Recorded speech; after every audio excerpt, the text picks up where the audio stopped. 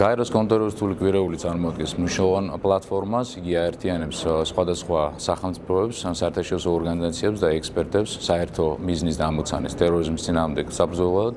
მსოფლიო უსაფრთხოების გარემო დღეს მნიშვნელოვანი გამოწვევების წინაშე დგას.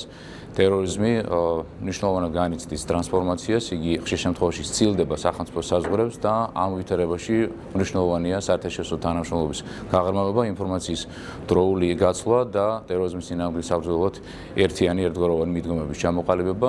გლობალური უსაფრთხოების გარემოს გათვალისწინებით საქართველოსთვის კვლავინდებურად პრიორიტეტულ რჩება საერთაშორისო ტერორიზმის წინააღმდეგ ბრძოლა. ამ მიმართულებით საქართველოს მთავრობა მნიშვნელოვან აბიჯებს დგავს საერთაშორისო თანამშრომლობის კიდევ უფრო მეტად გაღრმავების მიზნით.